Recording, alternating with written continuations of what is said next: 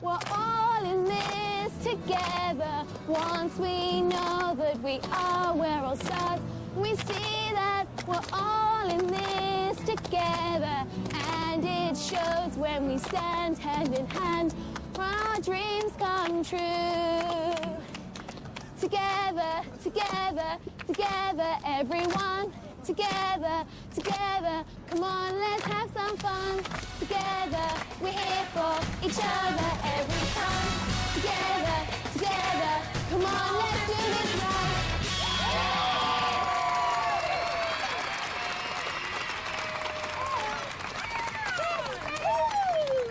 Did you ever?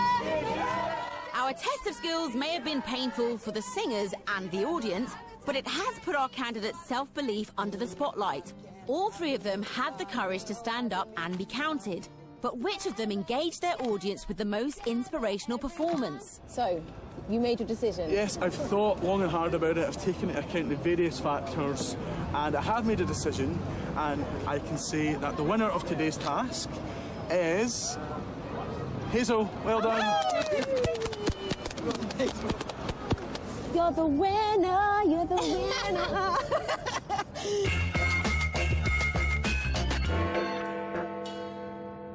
If you thought the test of skills was tough, wait until you see the leadership challenge.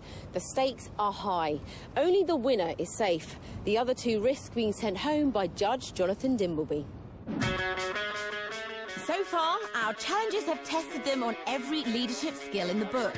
From persuasion... I know you want to. ...to public speaking... And that's the Mayor of London's headquarters. From diplomacy... Je m'appelle Quincy. ...to debating... A lot more police should be on the beat. And from campaigning... Would you be interested in saving yourself awards this week? ...to publicity. Let the Komodo drag on! In next week's final, the two surviving candidates will have to stand up in Parliament in front of 100 children and inspire them enough to win their vote. How hard is that? So today we need to know for sure which two of our three survivors will be able to cope best. For our leadership challenge, we're going to make them inspire a class of 25 teenagers at an Edinburgh school. What you three are going to do is each individually teach a group of 13 to 14-year-olds a short lesson of about 5 to 10 minutes each. Now, I've got the topics in my hand, and Hazel, you're going to choose first. OK, you're going to choose second. Okay. And as the gentleman, you get what's left. Okay, yeah. Open them up. And tell me your topic. Steam engines. Quincy. Dolly the sheep. Robots. So they've got the subjects. It's up to them whether they inspire the class or send them to sleep.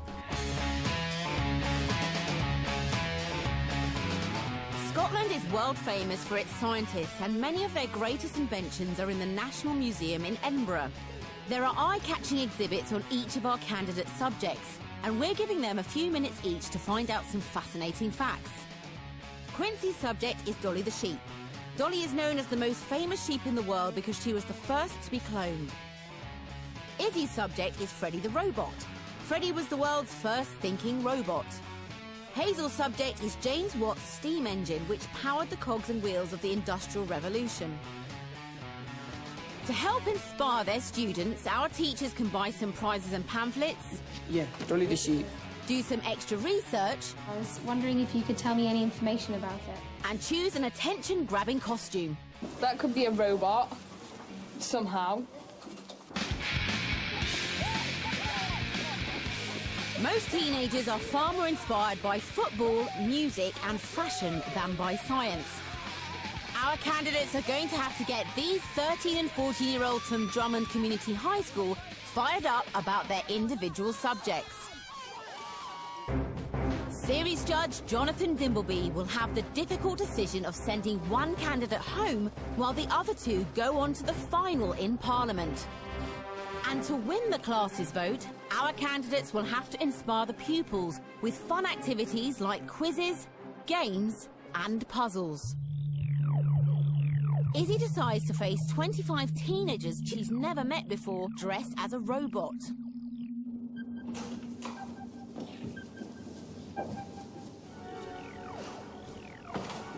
Hello, class. My name is Izzy.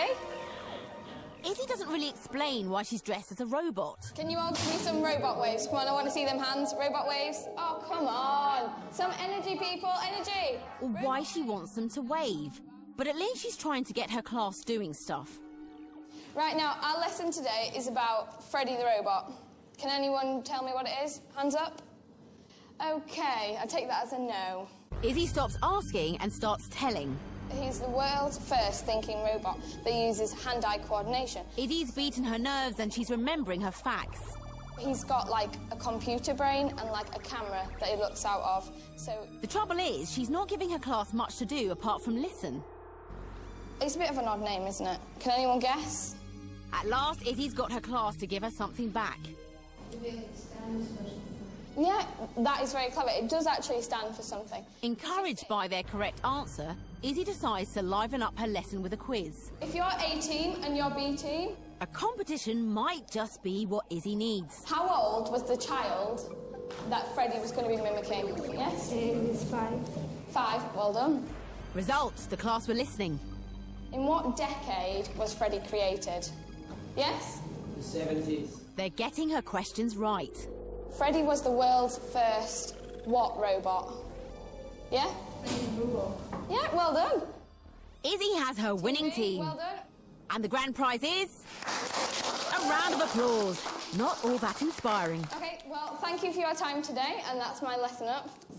Izzy ends her lesson after less than 4 minutes.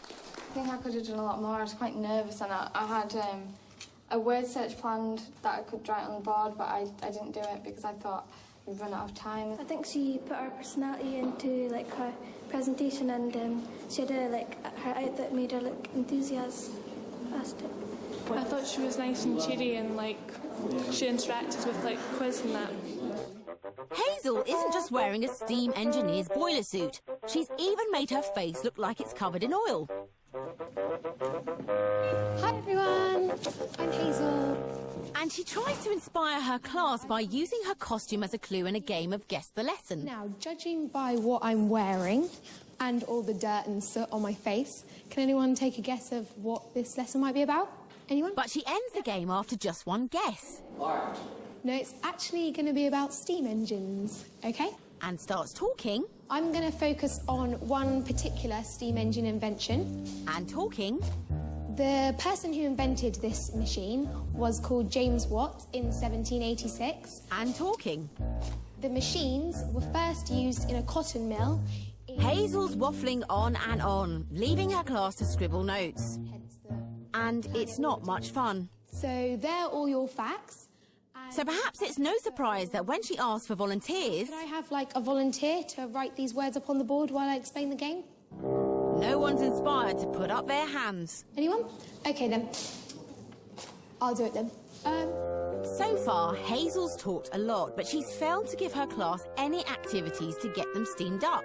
Luckily, she's got a game. I ask you the question, and the first person to smack their hand on the board and say splat in the right answer wins. And a prize. And the winner, after many rounds, whoever's still up here, gets the prize of a toy rocket.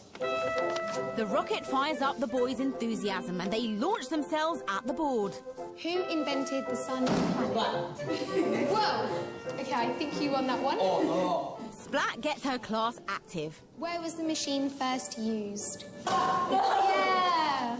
It's great fun and it's all about the subject of her lesson. What did he invent to make it more efficient? Yeah! It took her a while, but Hazel realised that the way to wake up the class was to give them something fun to do. OK, guys, we have last question. So, for the rocket, how would you describe the movement of the new machine that James invented? Yeah! Well done! And there's your rocket. OK, everyone, that's all I have time for. Thank you very much. It got the point across and we understood it, and the game was fun at the end.